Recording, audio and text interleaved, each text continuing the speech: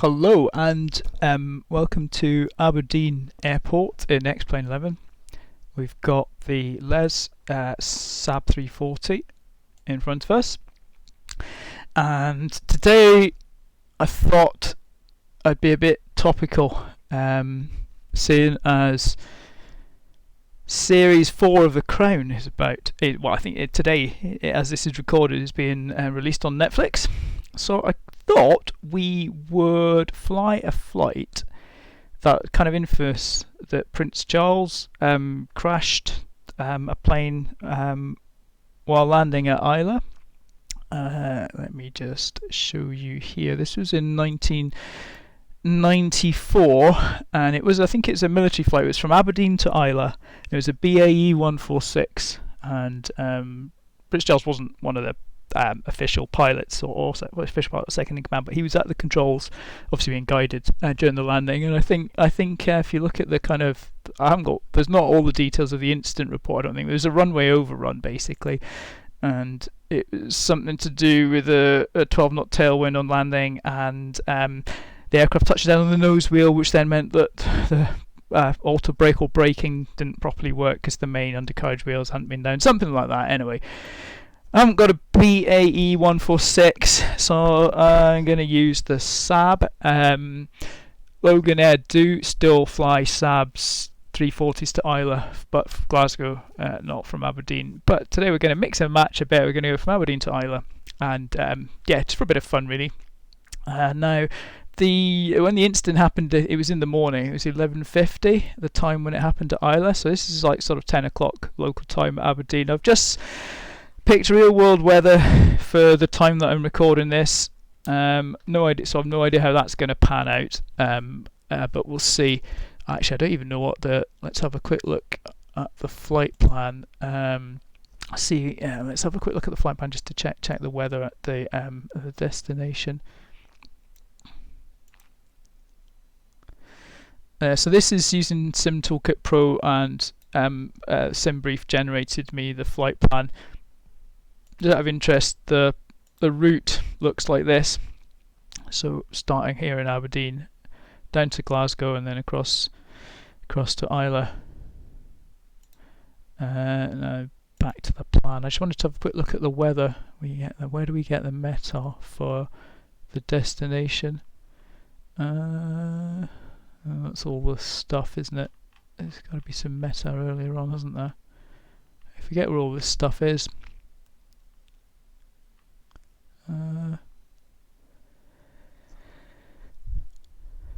Maybe the METAR is after the flight, actually. Think about it. Get wind. Put weather. Here we go. Departure, Aberdeen. Wind 290 at 08, so that'll probably be runway 34. And what's Islay? Few 18, that's okay, 1800. Low QNH scattered. So some clouds. Clouds maybe moving lower. Is that on the forecast?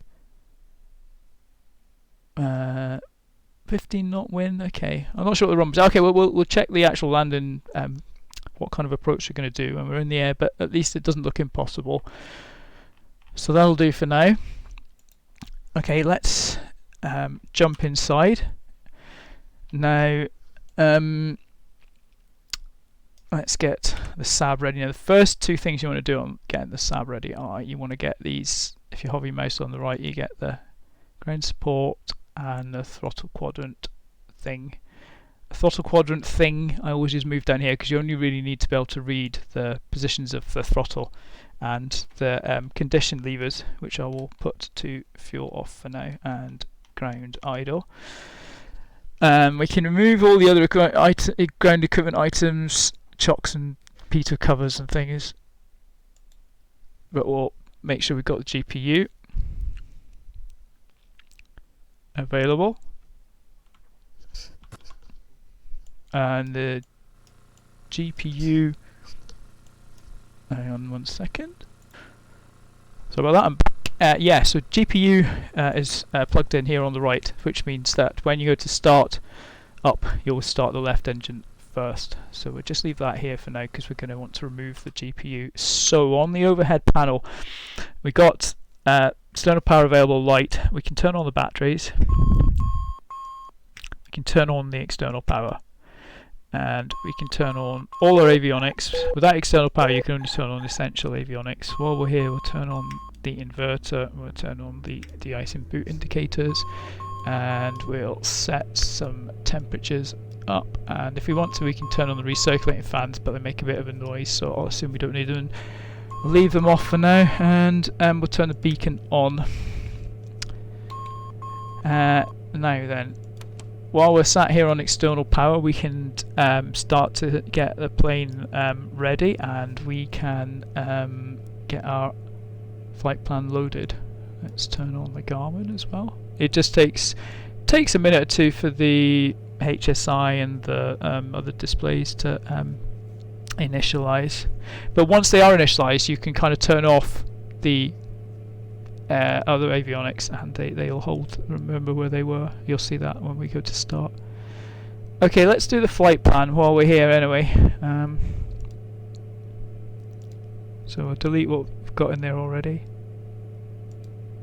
and I did export the flight plan, so should be able to load it. So it's EGPD to EGPI. I think that's correct.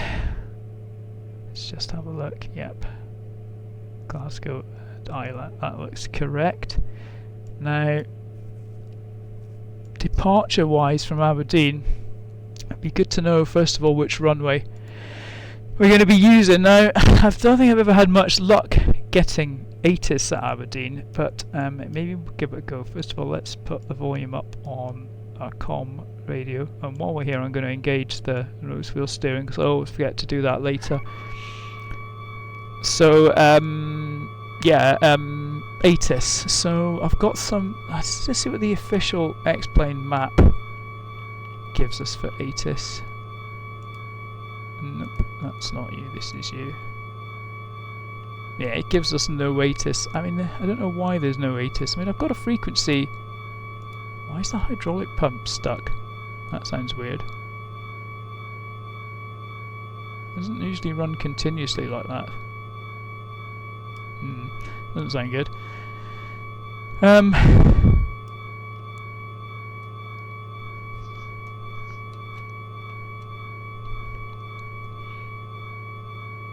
Do we have a hydraulic problem? We haven't started anything up yet.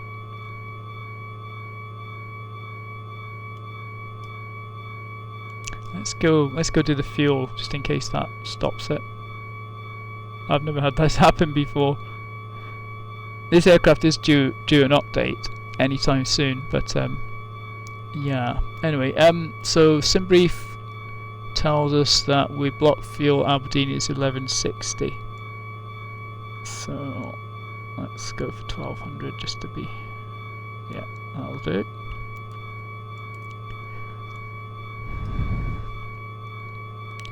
Okay, I'm gonna turn the batteries off for a second, just because I don't know what's going on with this.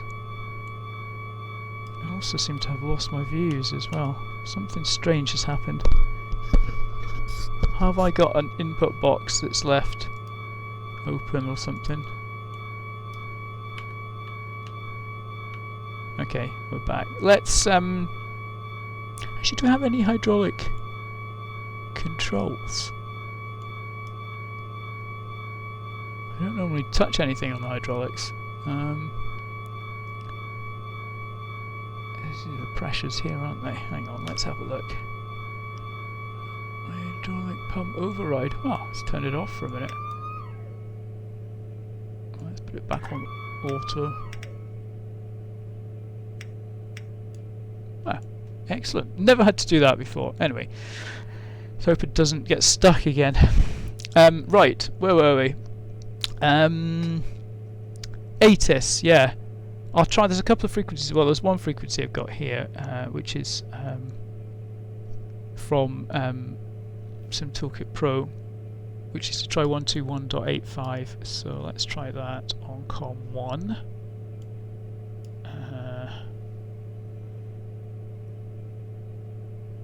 I've started using something called XP Remote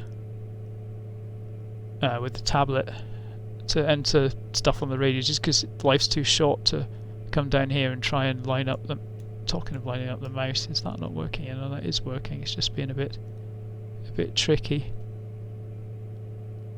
Yeah, life's too short to fiddle around with the mouse down there. So with XP Remote, you can just just type in the numbers on the tablet for the comm radios, and it works great. Anyway, we've got no ATIS, so we'll have to go by the ATIS from SimBrief, and we'll just quickly have a look here and see what it says. So wind 320, yeah, from the north, that kind of roughly matches the ATIS on SimBrief, which is saying 290. I will go. Okay, so looking at Aberdeen, let's have a quick look at Aberdeen departures.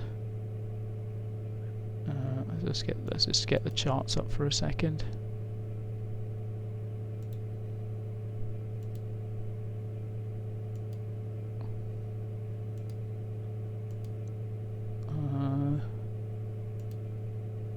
Charts list, taxi.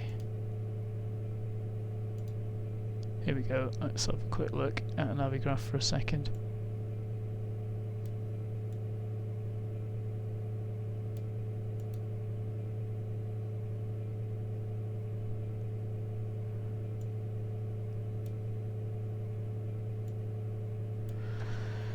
Okay, we are parked. I think we're parked here.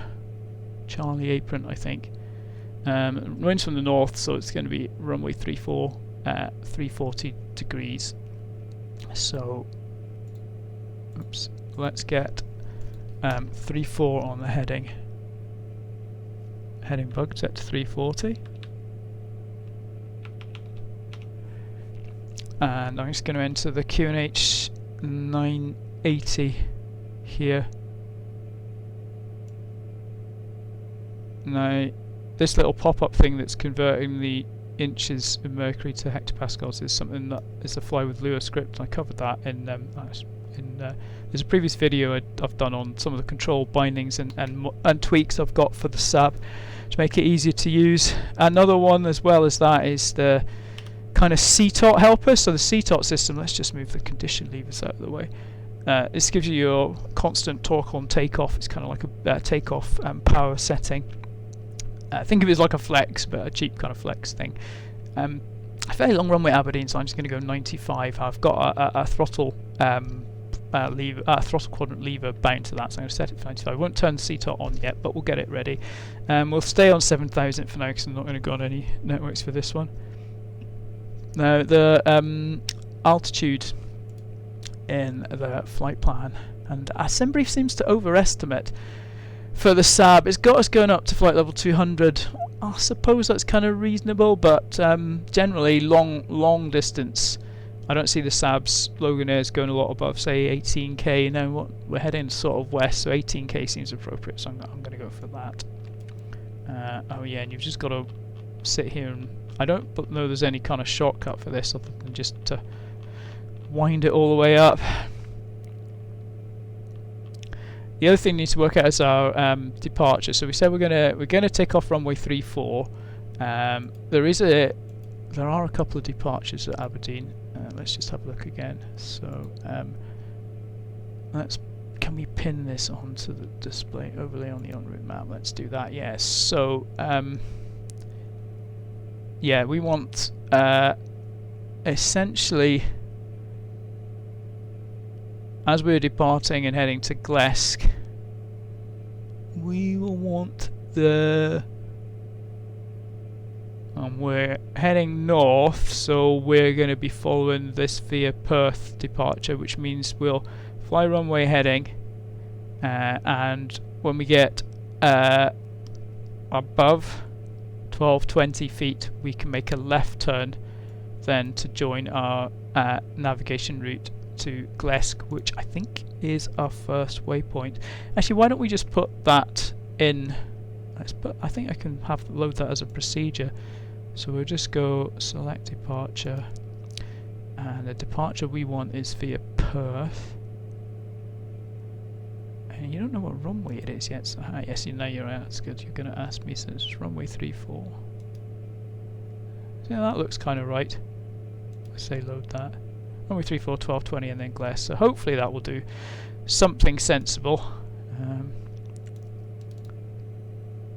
I have had weird issues with the Garmin in this, not quite following on departures, but we'll see how we get on. Sorry, yes, I hid the Garmin thing there, but yeah, literally just went here, procedure, select departure, and then it was Perth, because that's the direction we're heading, and runway 34, and yeah, okay, cool. Right, most of the basic setup done. So we've got altimeter is set, and the runway heading bug is set. Flaps are up. Trim is in the green. Condition levers, let's put them to fuel off.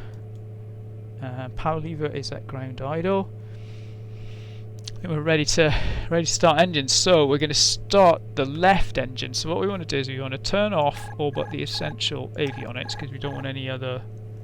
We don't want power to get interrupted to avionics or extra power drain. The two ways you can start the Saab: you can do like a motoring start, where you need to fiddle around with the ignition switches and the starter switch and introduce fuel once the engine's running, or you can just do the kind of automatic start, where you literally move the start lever and the aircraft should do it for you. So we're going to go for the easy option today. So left engine we're going to start. I'm assuming it's clear. As I say, we do have the beacon turned on, and we have the power levers, and we need to move the left power lever to start, or nothing will happen when we move the starter switch. Then we hold the starter switch over for about 2 seconds. We'll just turn this so it shows the left generator output, because we'll be turning that on soon. So monitor the gauges and you'll see have a rise in ITT and engine RPM. All looks okay. Once the lights are back on, we can then reset and turn on the left generator, and reset and turn on the bleed air for the left engine. And at the same time I'm going to turn off the high pressure bleeds for while we're on the ground. Now that the left engine is running quite happily, we can get rid of the ground power. So let's turn external power off, and you'll see now that the left generator light's gone out and the left generator is supplying current and voltage. Let's say the GPU is not available, and we should see it magically disappear, which it does, and the external power available light's gone out, and we can now start the right engine. So let's get the right lever to start and repeat with the start switch. Hold for a couple of seconds, let go. Monitor the gauges.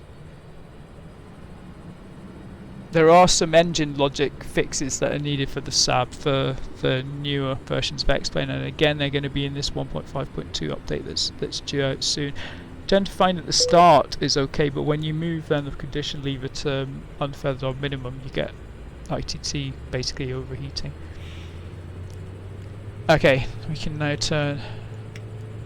reset the right generator and turn it on, and again right bleed valve. Cool. We can also turn on standby pitot windscreen heat. The other lights need AC, and they'll go out once and they're driven off the propeller gearbox, I think. So we need to get the props off of start before we'll see any of those lights go out. Before we do that, let's get the avionics back on again. You'll see the avionics basically have come on instantly, so they kind of have remembered their position. Maybe they have internal capacitors or batteries or something that maintains at least basic setup. So hopefully our flight plan will still be available. And the other thing I'm going to do, there's that hydraulic pump again. So I've never had this happen before. Let's turn it back to auto again. we'll ignore it for a bit, see if it goes out when we move the props. What's the thing I was going to do? Oh yeah, let's make sure we've got, we're on VOR navigation at the moment for the autopilot. Let's move there's a selection switch here that selects between LRM, which is basically long range navigation, GPS. And the initial heading we're going to be flying is runway heading, so we'll just might as well align this with the runway heading, just to kind of keep everything in sync. Right, let's get the props off of the start position, so I'm going to move to unfeathered. And you'll see here that we basically just get some overheating going on, which, or maybe it's not when you move to unfeathered, but yes it is. There you go.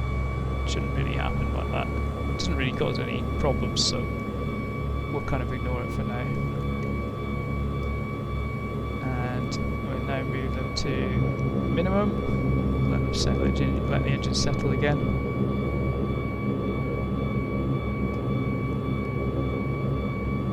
And now max. It's possible to go past max into some kind of weird position, but you don't want to do that. Max is as far as you want to go. Okay, let's try this again. I've never had this hydraulic system do this before. I almost wonder if it's worth doing a fix all systems just in case I have ended up with something strangely broken.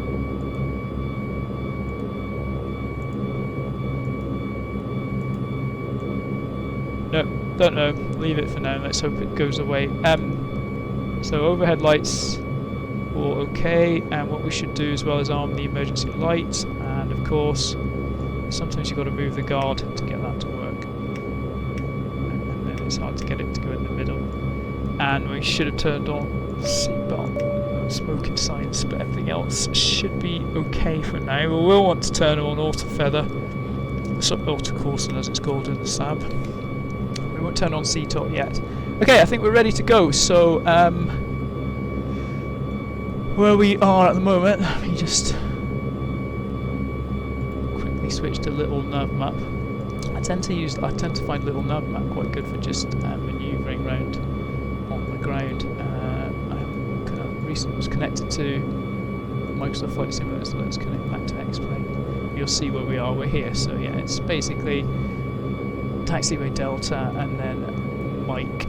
A right turn on to Mike past the main terminal parking.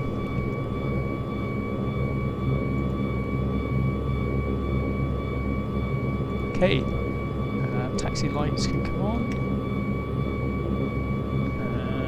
That's it for lights for now. The rest will turn on when we're runway. And any warning lights on? Just parking brake, which is now released.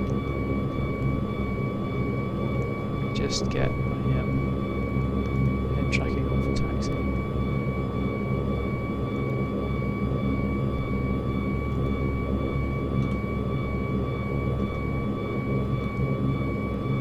I'm hoping that either the hydraulic whining stops or you don't hear it in the air. So never ever had that happen before.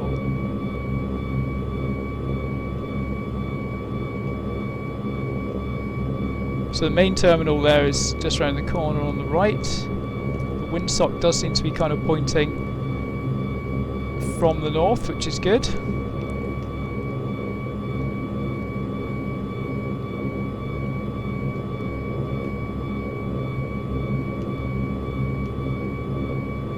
And just a small amount of power needed to taxi at a suitable speed.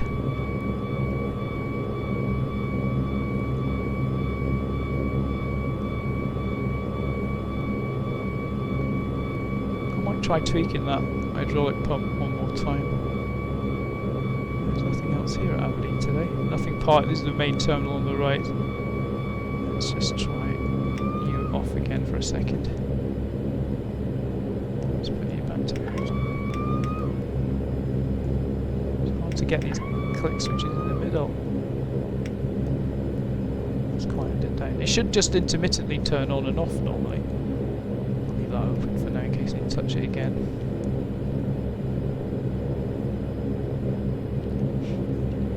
So yeah, fairly overcast here at Aberdeen as well. So yeah, what else do we need to turn on? I think we're okay. Bleed to a open.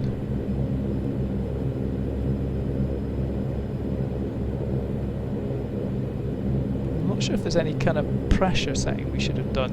Potentially, I'll check that when we stop at the hold line for the runway. And transponder should be at least on. Turn it on to mode C when we get to the runway.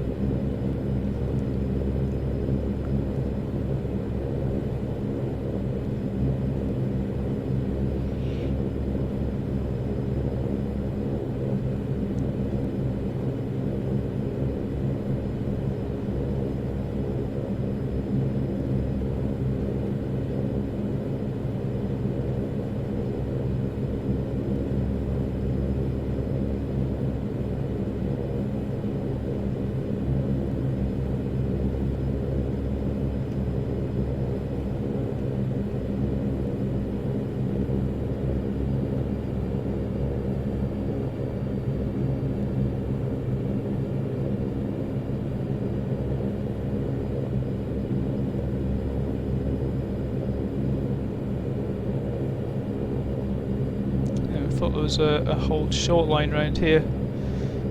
Maybe we've just gone past that, so I'm just going to stop here for a second and put the brake on. Okay, let's just have a quick look in case there is any pressure setting that needs to be set. Oh, there's this one, isn't there?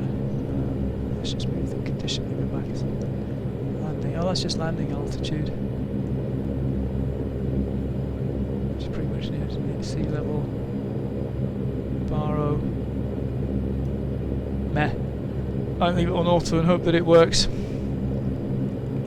Usually does. Okay, we want strobes.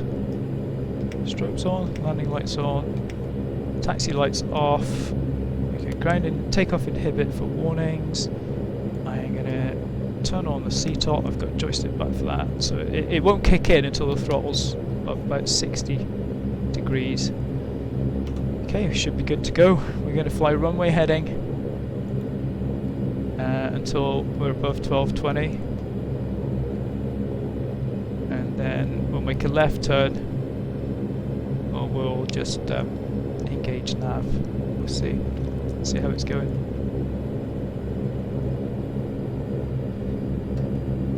We turn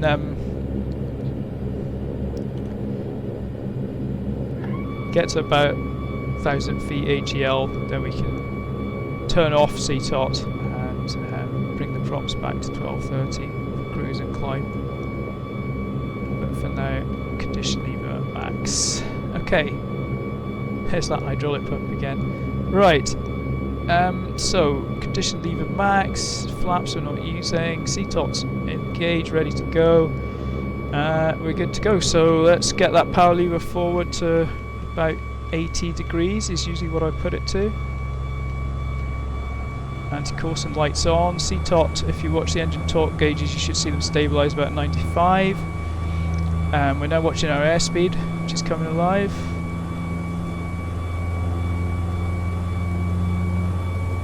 It's 80 knots. The rotation speed is going to be about 110.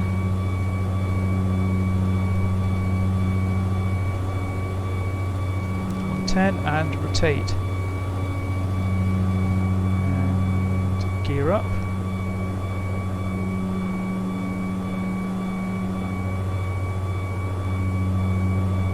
Now, we want to climb out about 140, 150, so we want to pitch for that.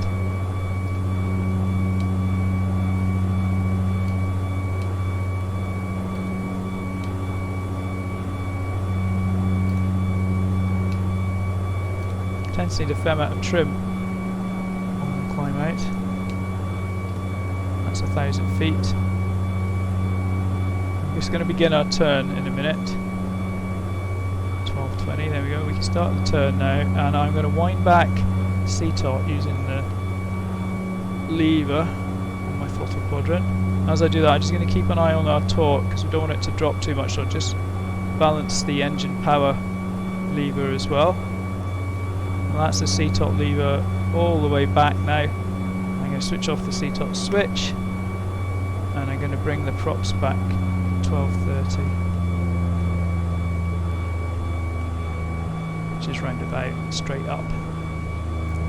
Okay. Gonna be in the clouds in a minute.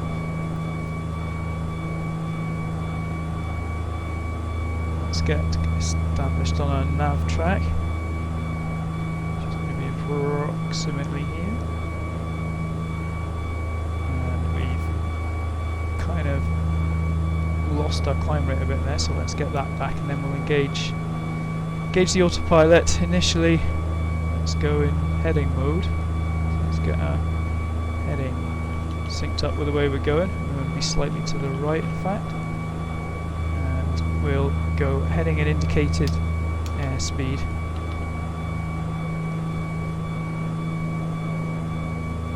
I'm just going to bring the heading round to re-intercept our track.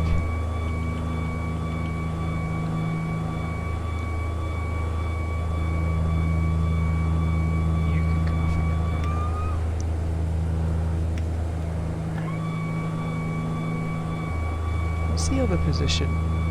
It's just on, isn't it? Let's turn you off for a second and hope we got enough hydraulic pressure for a minute.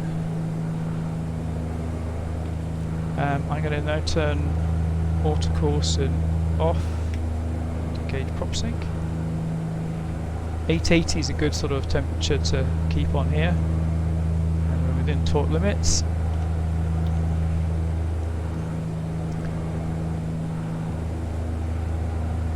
Let's go nav, which I think is that one.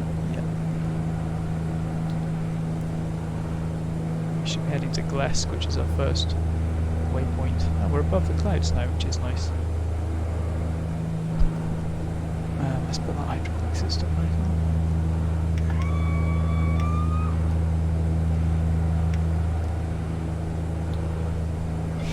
on. Now, what's our track to Glesk? Is 228. So let's get this up.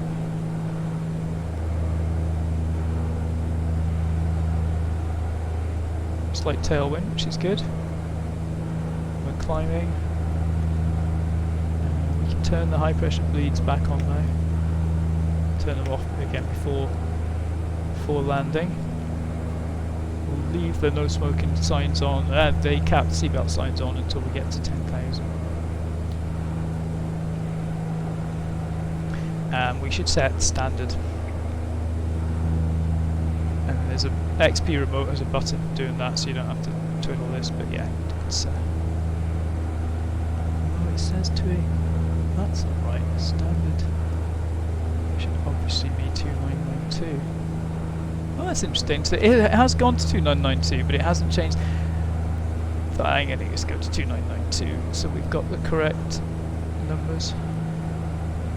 It's interesting, I hadn't noticed that before. Obviously, set suppression doesn't update the digits on here.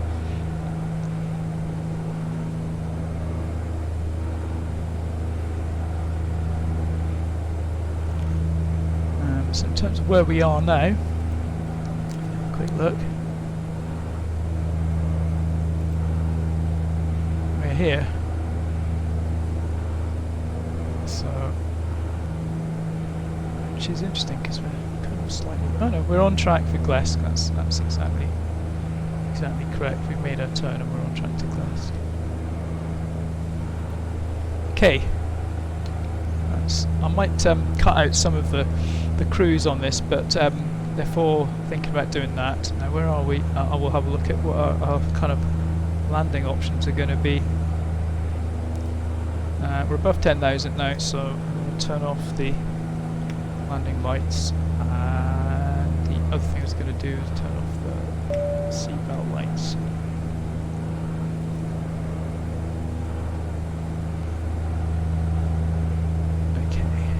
Now then, in terms of Islay, let's have a little look at where it is and what it looks like. So I think I have landed there once in the Islander on flight sim.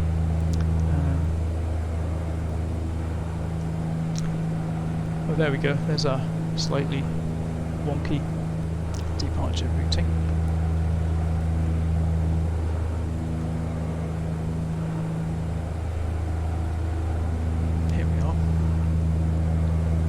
So what does this tell us? Okay, so obviously runway 1331 is the one we'll want to use. It's by far the longest one. And let's just check what was the wind again. So the wind, according to the Simbrief output, I guess there's no 80 sign, but we'll see 290 at 15. So the wind's coming from sort of over here, so we'll want to land runway 31. Okay, so that's good. Let's have a look and see what our approach options are for runway 31. So if we go back to Navigraph charts and look at the approaches. So we have an RNAV option. We have a direct to runway 31. Did I show you anything for that? Okay, let's.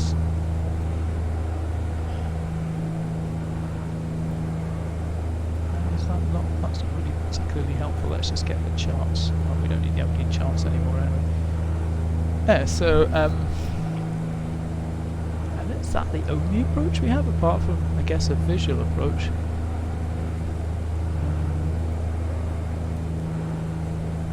Yeah, it appears that it's going to be. I guess that means there's no ILS or localizer or anything like that. Well, in fact, there isn't. So, oh, there is something on. If we go back to. Go back to little nav map. There is something there. ISY 109.95 DME. So there is some kind of DME thing. Whether that's doesn't seem to show on them.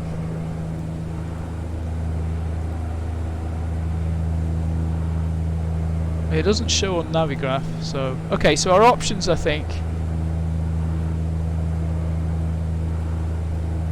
our options are either a visual approach or the RNAV. So I think what we'll do is we'll program in the RNAV, because we don't really know what the weather's going to be like. Well, we do know there's fairly low cloud cover, so visual approach may not work, because normally to request a visual approach you need to be able to see, I think they'll see the airfield, you know, from a reasonable distance out.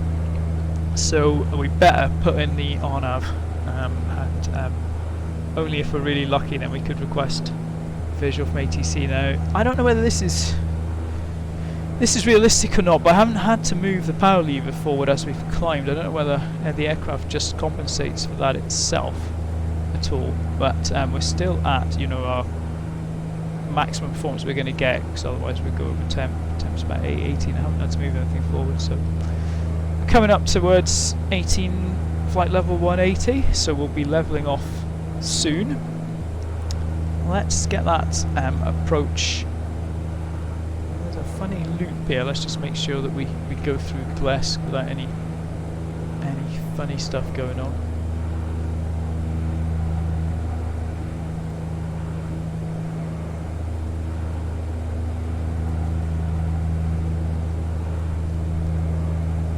If we look at the map,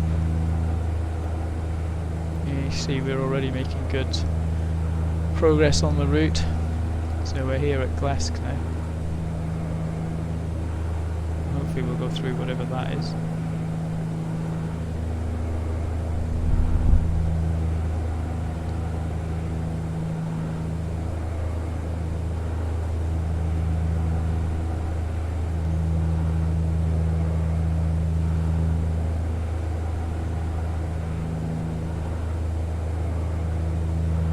Yep, that's to Perth, track 217. Let's get our heading bug lined up. Moving into 217, just as a kind of reminder of the heading of the segment that we're currently on.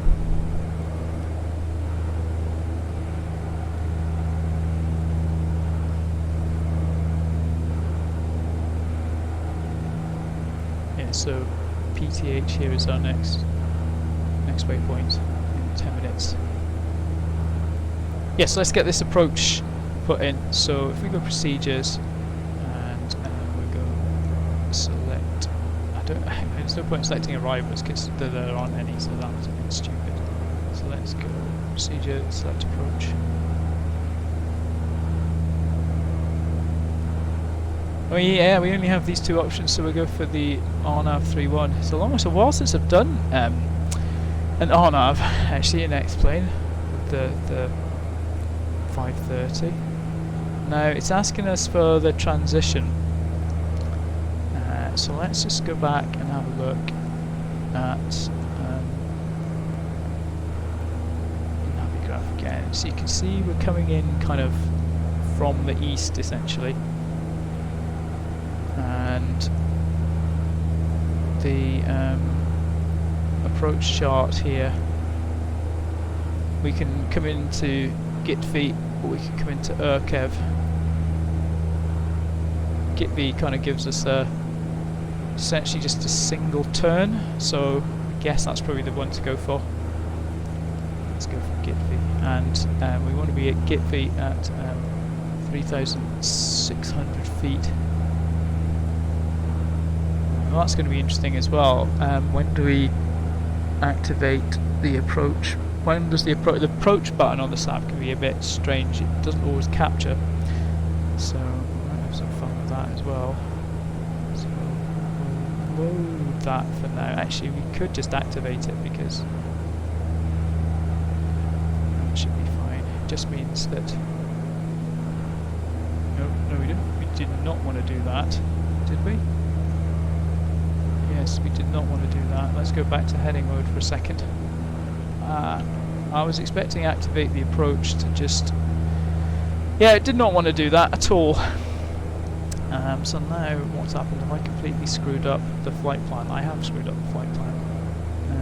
So emergency mode, let's... I don't think there's any undo. I have to delete the flight plan, reload it again. Stay on our current heading, which is probably not quite right, but let's get the flight plan back again.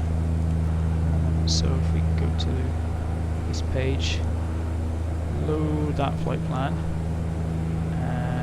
We're on heading mode, so we're okay for now. If we go back, if we go into the flight plan, we want to select the leg that we're currently on, which is, oops, not that one at all.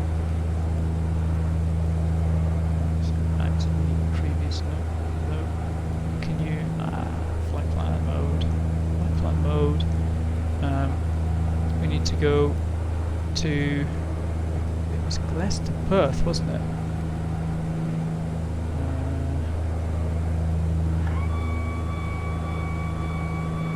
So I guess we just activate this leg. That should be fine.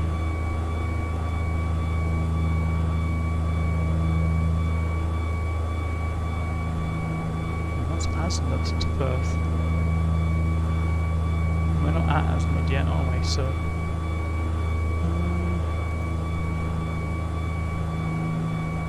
Thank you, hydraulic pump, this is really helping. Speeds are okay, everything else is okay for now. So how do you activate a leg if you don't know where you are? Or does it think we've passed? If I go nav now, how bad do things going to get? Maybe they're okay.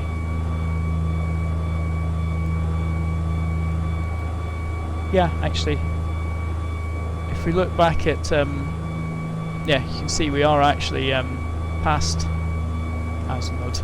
So Asnod to Perth is the correct leg, we were just a bit off course. Okay, what he meant to do is procedure, select approach, on our 3.1, GITV, and we'll just load it for now. And then we wouldn't activate it. What that does is it puts it in your flight plan, but we won't activate it until we're heading from Glasgow to at some point near Ireland when we've confirmed with ATC that we are able to use the approach. But I think this is one of these approaches you probably have to get permission in advance, so let's just assume we can use it. Let's put you back on clear. let's turn off the hydraulic bump again. I really don't know, because I've never had it do this before. If anyone knows why it's doing that, please let me know. Yes, as long as we have hydraulic pressure, we don't need it on. The hydraulics are in the green. I'll leave it off for a bit and see how far they fall. Ooh, something else I will do is the CTOT we wound back. I mean, it's turned off at the moment, the switches are off, it's not armed. We wound it back when we were climbing out after about 1,000 feet. I'm going to put it back to 100 for in case we need to do a go around at Islay. Nice, leave it there. Not, obviously we won't activate it unless we did end up doing a go around. Okay.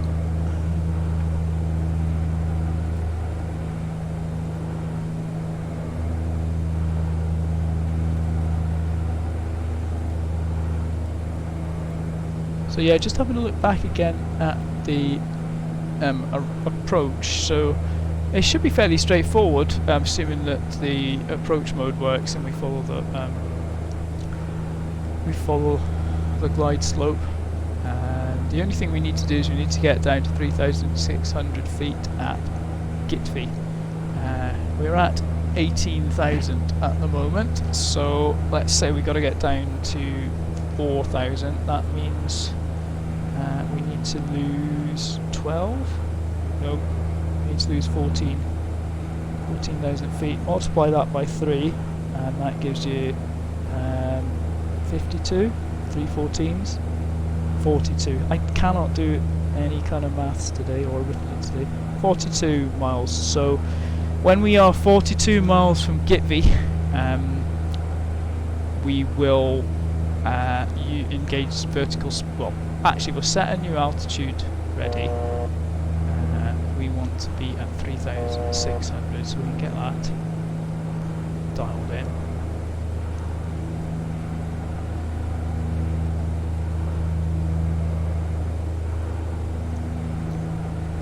And then, yeah, when we're 42 miles from EGPI, we will select the V speed and do 5 times our ground speed, which is about 250, so about 1,300 feet per minute.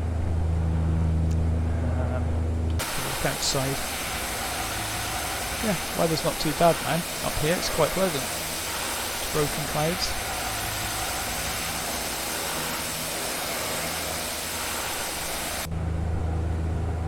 Sorry, I keep leaving the chart on in the way. Let's have another look outside.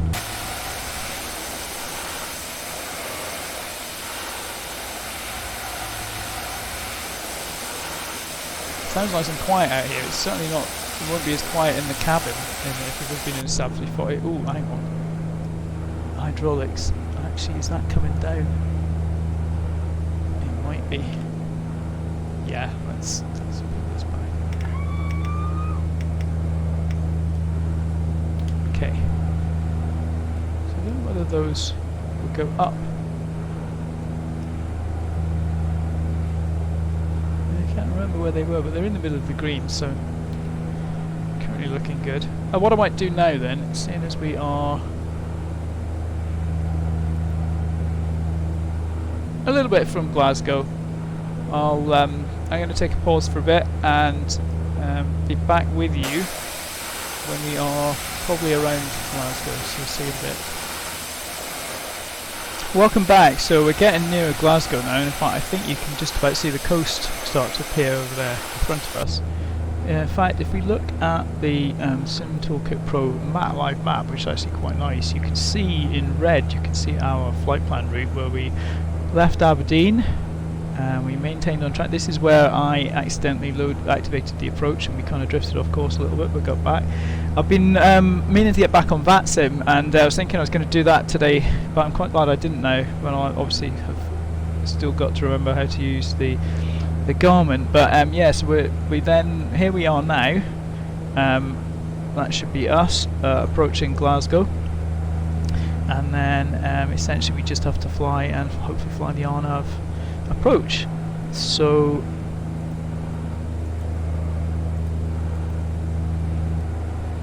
Okay, a couple of things that I was thinking about whilst we were paused. I should have started the timer. So there's a timer here on this display, elapsed time. There's an ET button here. Should have started that when we were on the runway in Aberdeen. Oh my goodness! And it makes the clouds go away, so it's actually quite a useful button. But yeah, that should have been turned on. So there's something else that I thought we should have done. Probably, but I can't remember what it is now. So once we've passed, we're currently on the Grice to Gow leg. Once we've passed Gow, essentially, then on the flight plan we got 2 minutes to be on above Glasgow. The flight plan is then going to basically try and go straight to Islay, but we want to then activate the approach, and then we can time our, we can start our descent. Was it 42 miles away from Gitby?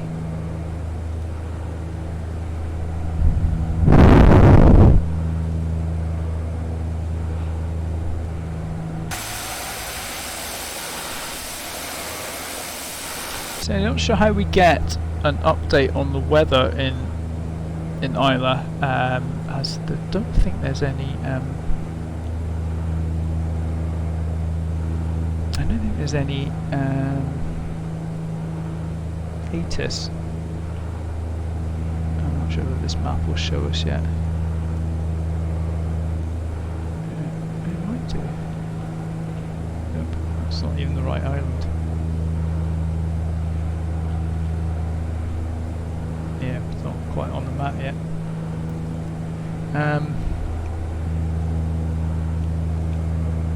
Currently, little nav map is saying winds at 280, 14 knots, a few at 004 and scattered at 006.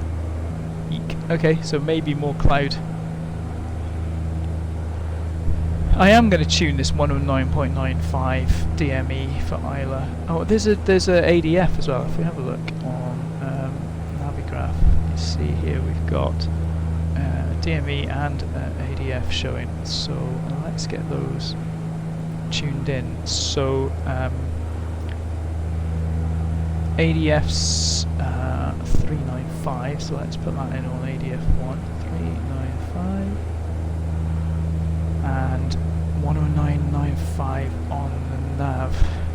We'll go nav 1, 995, and that's just a coincidence that we happen to be turning there. It's not because we've gone on to nav, but we're still on LRN. We're now on the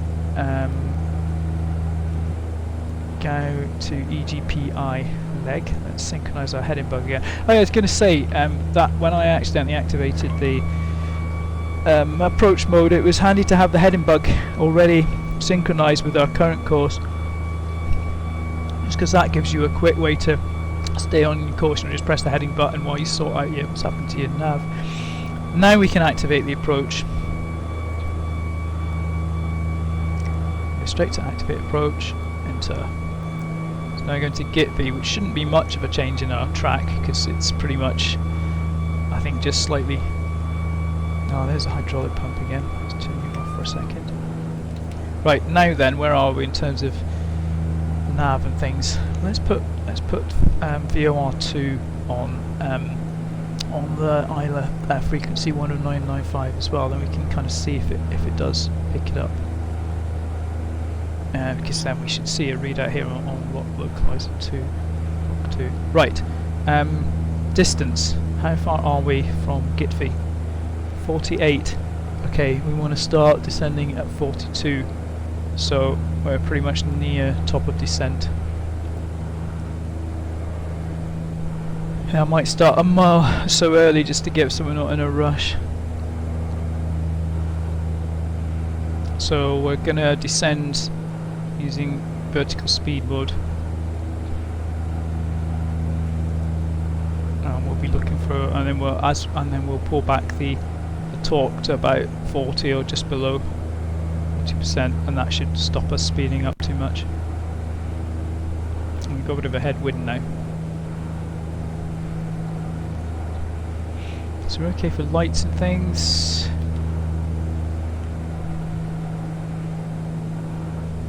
as I say, I've just got to hope that approach mode works in with the RNAV glide path and stuff. So a while since I've done one of those, especially on the Saab. I don't know if I've ever done one on the Saab. Usually just use ILS or VOR. 43 miles right. Let's go VS and we go 1300. You can see the rate you selected shown here on the HSI. And let's bring the power lever back now to about 40 or just below. And we'll have to keep tweaking that as we descend because the torque will.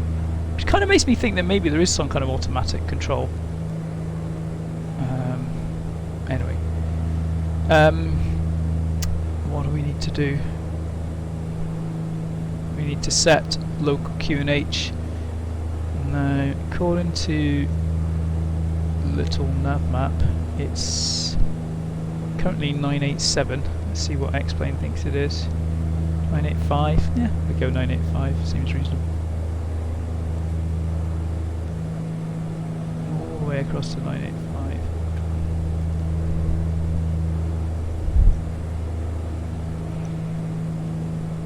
And we should synchronise the co-pilots altimeter as well. It's not that way though. Yes, in fact that way. Oh, no, it's broken. There's certainly something funny going on today with control bindings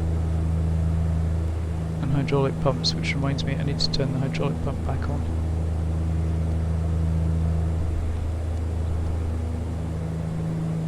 Actually, let's check. Did that pressure go down? Yes, it has. Yeah, and it comes back up with the pump on.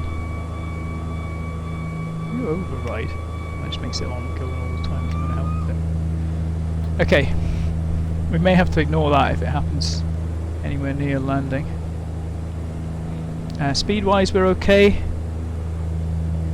The local QNH is set. Below 10,000, we'll turn on our lights and turn on the seatbelt sign.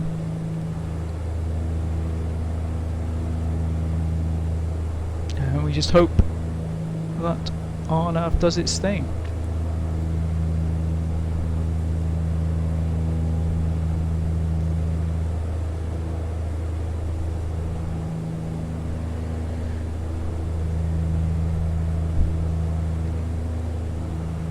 We're going to see much outside because there's a fair amount of cloud. Although it does look like it doesn't look too bad in the distance, so you never know, we may be okay. I am on real world weather, aren't I? Just going to double check. Match real world, yeah.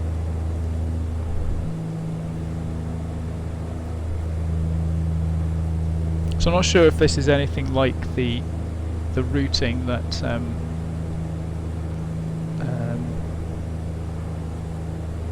Prince Charles's flight took. I mean, I think it was a military flight, so I'm not quite sure which way it would have gone. It may have just got a more of a direct if there wasn't much traffic around.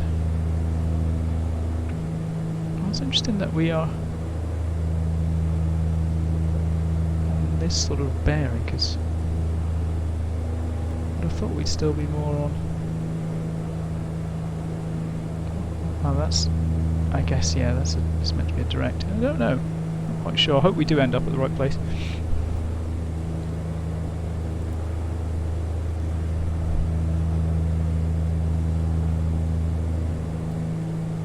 How are we doing on the descent? We've got 27 miles to Gitby. We've got another 9 to lose. Yeah, that's about right. It's about right. The torque's creeping up, so I'm just gonna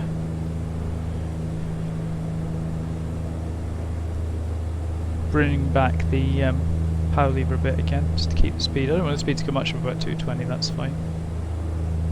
I think we're on target.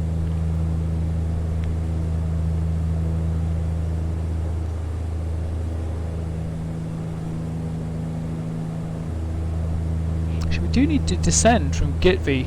So if we have a look at the, to be a bit careful here, because if you look at the chart, GITV may be at 3,600, but PI31I, I think that is, you need to be at 2,000 feet. Oh, and then PI31F. Okay, so essentially, yeah, all the initial approach points, this one are at 3,600. Then you descend to 2,000. So once we pass GITV, we need to get down to 2,000.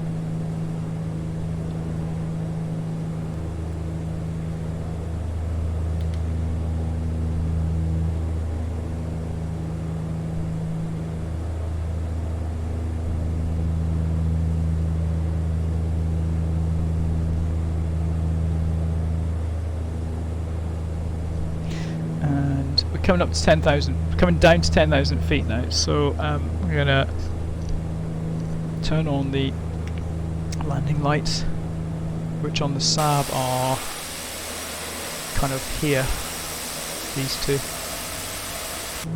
And let's fasten seatbelts on because we're in what, 10 minutes? Yeah. And I'm going to turn off the HP bleeds now just because otherwise I'll probably forget to do it later. And when we're on our final approach, we'll turn autocourse and auto prop sync off. We've got a mist is to climb to 3,600. Hopefully there's an RNAV mist approach, so hopefully that'll just procedure restricted to max 185 knots. So yeah, we want to be by when we get to GITV, we want to be, you know, down near like 200 or below 185. Let's just pull that power back a bit.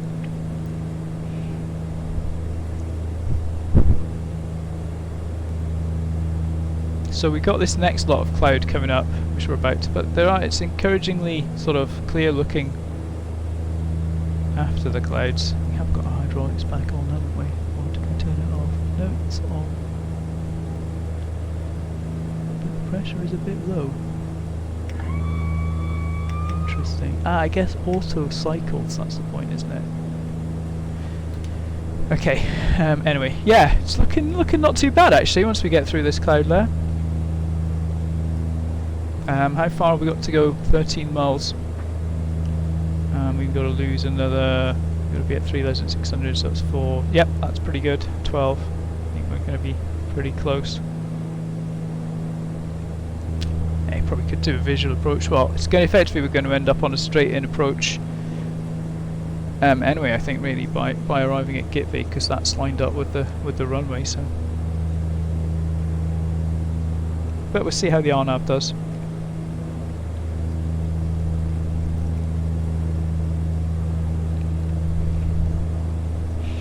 Not sure what that is on the left of us. Well, this will be, that's Campbelltown down there, isn't it? And so yeah, the next island we see should be Islay.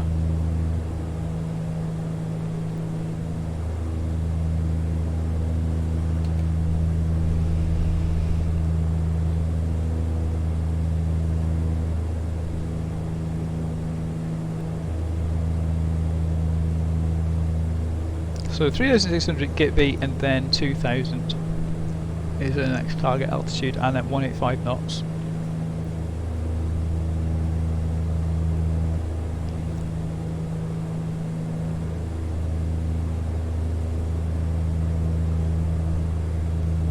As we're pretty near GITV now, I think I'm going to bring the power back to more like 30.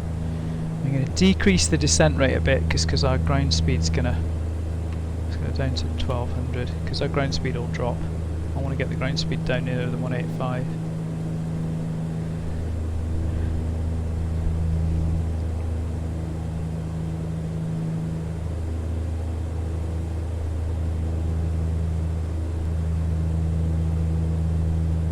Yeah, ground speed now is 221, so 220, so we only need about 1100 feet per minute VS.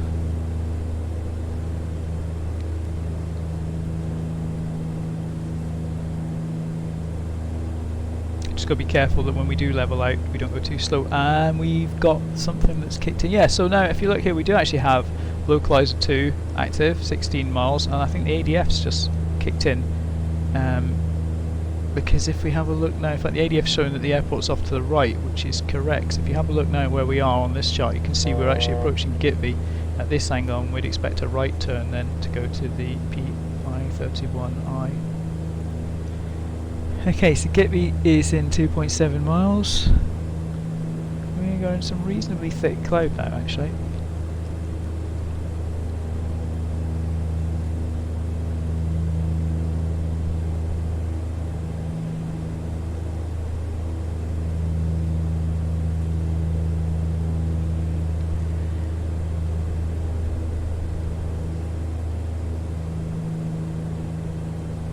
And we're on the next leg, so I'm going to bring this down to 2000. So we're now turning right and we're heading to PI31I, which is the initial fix for the actual approach, or the intermediate fix between the initial approach fix and the final approach fix. And we're in some thick cloud now. Let's just double check our QNH hasn't changed. 986, is that what we got it set to? Yep, we have now anyway. And it looks like we're coming out below the clouds, which is nice.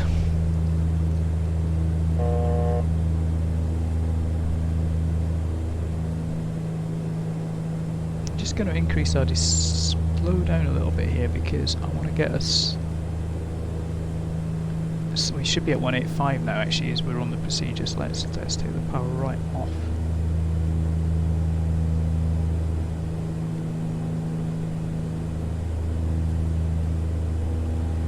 We should be leveling out at 2000 soon, hopefully.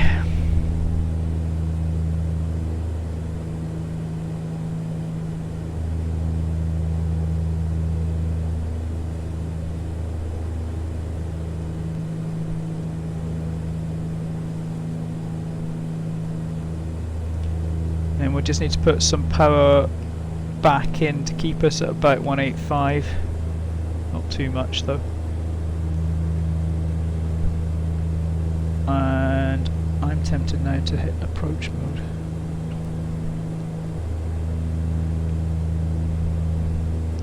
I'm hoping that when we get to the final fix, then this with GS will trigger, and we should see, and hopefully our glide slope. Let's just pick it up. I don't want to go below 170. 170 is quite a good speed on the Saab for the start of the descent, so we'll try and aim for that. It is fairly murky. Now we have got the landing lights on, haven't we? We need to. I'm going to turn off autocourse, so I'm going to turn on autocourse and turn off prop sync. Let's just double check that autocourse and armed. Yeah, it did.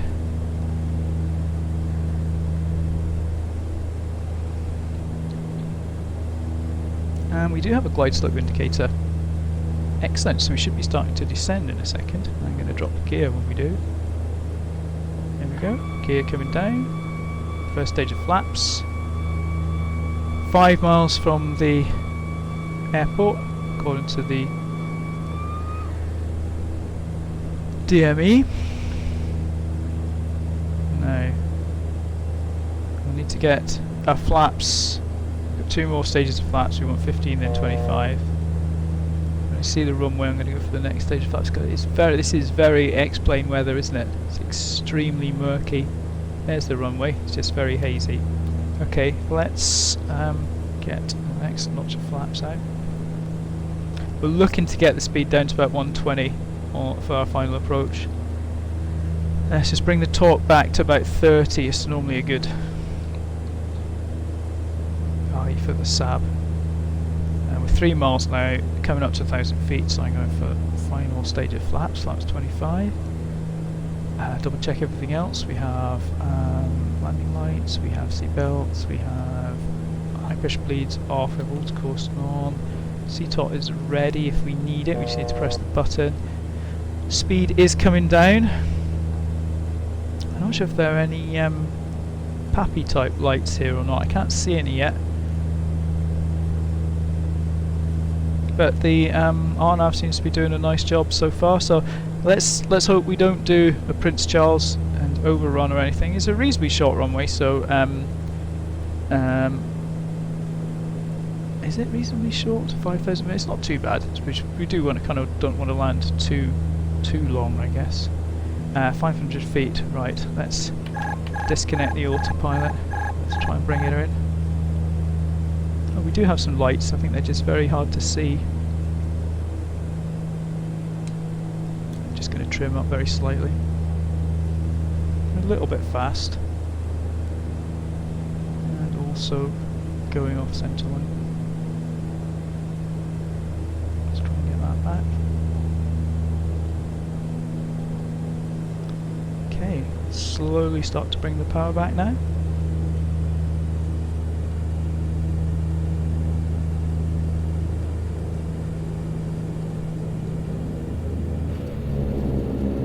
We can go to reverse. Brake.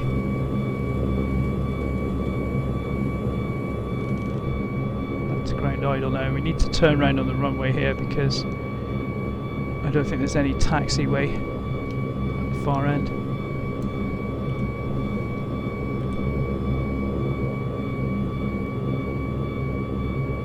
There goes our old friend, the hydraulic pump. I think I'm just going to turn it off for now. Actually, maybe we should just put it on override, let it pump up, then go back to auto. That seems to fix it. Okay, so yeah, no runoffs for us, luckily. Now let's get the flaps up. And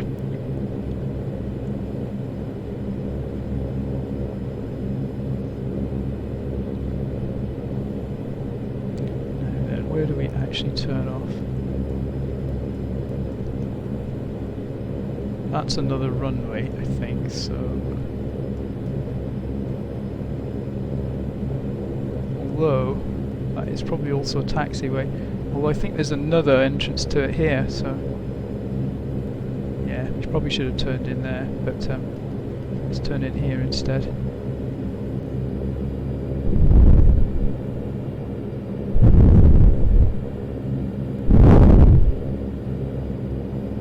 Guess we can turn right.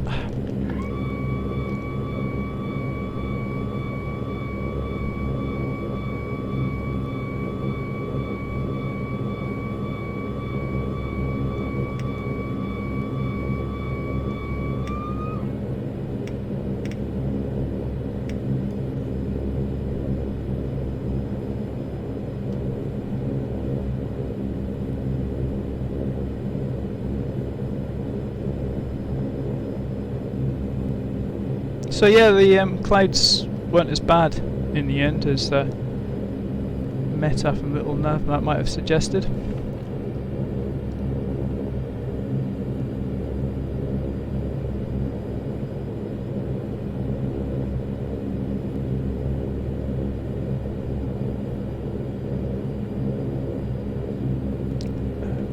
Props. Oh, I tell you what we did forget to do. We got to put the props to max on, I think I was so excited by the RNAV that I forgot to put the props to max, which should have been done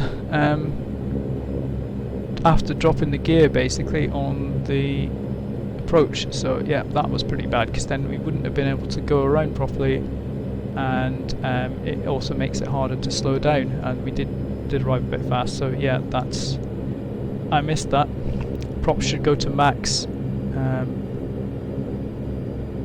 when you're descending for the runway. Not quite sure where we're meant to park. I think I'm just going to spin it round down here.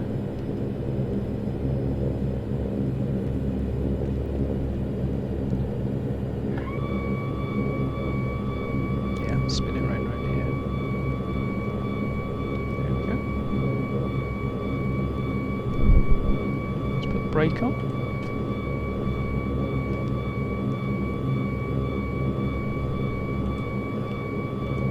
Now I am actually going to turn this pump off with satisfaction completely. Let's get the props back in stages. Condition lever, sorry, it's back to unfeather. Let it do its wild temperature dance. And back to start. Just let the engines settle, temperature come down or stabilise, and then we can shut the engines off. Before we do that, let's get the avionics that we don't need turned off. Let's turn off the lights that we don't need. Should have turned off the strobe, obviously, and the landing lights when we came off the runway. We should have had the taxi on, so lots of things forgotten. Should close the bleeds. We can now, I think the engines have stabilised. We can shut off the engines, let them stop. Generators can come off, rotor can come off,